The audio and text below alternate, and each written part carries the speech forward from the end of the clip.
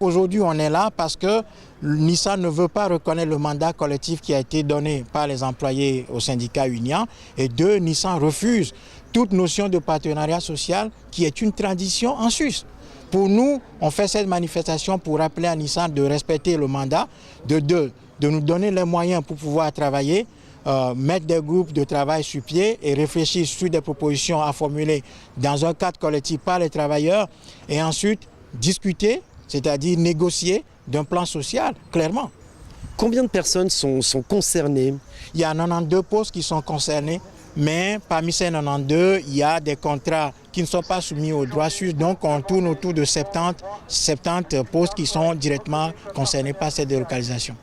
Ce que vous soulevez en toile de fond, c'est aussi les avantages fiscaux qu'ont certaines entreprises qui, une fois ces avantages échus, quittent le territoire. Tout à fait. Et ça, c'est une problématique qui doit interpeller chaque citoyen de ce pays et de ce canton plus précisément, parce qu'on a voté très récemment aussi la RIE 3 qui a offert un cadeau fiscal aux entreprises de l'ordre de 600 millions pour les chiffres les moins optimistes.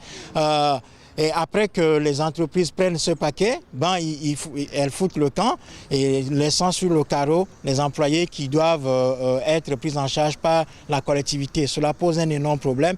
Nous pensons que Nissan on ne peut pas laisser Nissan s'engager dans cette voie-là.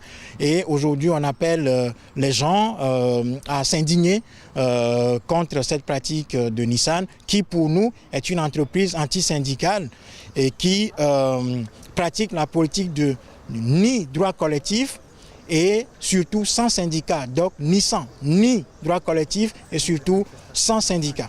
Quelle va être la suite?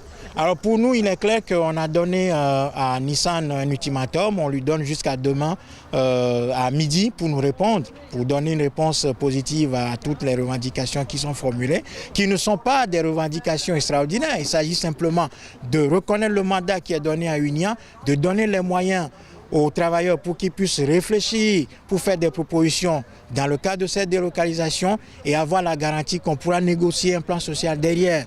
Donc pour nous, il est clair que si ces demandes-là ne sont pas satisfaites d'ici demain à midi, les employés seront réunis en assemblée générale et décideront de la suite. Je ne peux pas vous dire aujourd'hui quelle est cette suite-là, mais ce que je sais, c'est que la colère augmente dans l'entreprise et les gens sont prêts à s'exprimer.